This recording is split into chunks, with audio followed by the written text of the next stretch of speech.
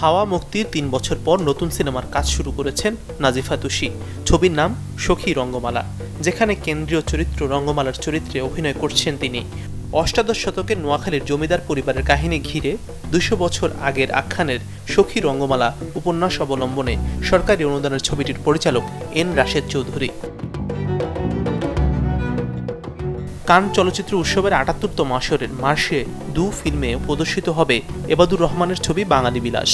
নির্মাতা জানান ১৩ মে থেকে ২৪ মে পর্যন্ত চলা এই উৎসবে বাঙালি বিলাস নিয়ে উপস্থিত থাকবেন তিনি। ১৮ মে এজেন্ট এবং ডিস্ট্রিবিউটরদের বাঙালি বিলাস দেখানো হবে।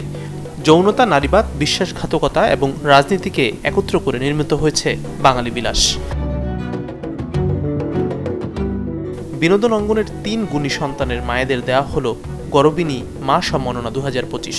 অভিনয় জগৎ থেকে নির্বাচিত হয়েছেন সুমাইয়া শিমু ও আব্দুল নূর সজলের মা, আর সঙ্গীতাঙ্গন থেকে সম্মাননা পেয়েছেন দিলশাদ নাহার কণার মা। ঢাকার মহাখালীর টাওয়া কনভেনশন সেন্টারে অনুষ্ঠিত এই আয়োজনের আয়োজক ছিল ইউনিভার্সাল মেডিকেল কলেজ হাসপাতাল।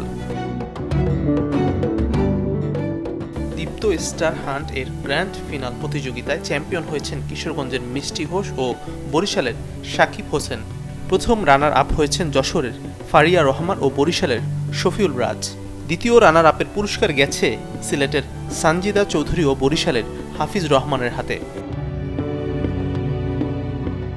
মারা গেছেন ভারতের জাতীয় পুরস্কারপ্রাপ্ত মেকআপ আর্টিস্ট বিক্রম গায়কোয়ার। শিল্পীর মৃত্যুতে শোক স্তব্ধ বিনোদন জগৎ। পানিপথ, উরি, ডার্টি ব্ল্যাকমেল সহ অনেক বিখ্যাত হিন্দি ছবিতে মেকআপ আর্টিস্ট হিসাবে কাজ করেছিলেন তিনি।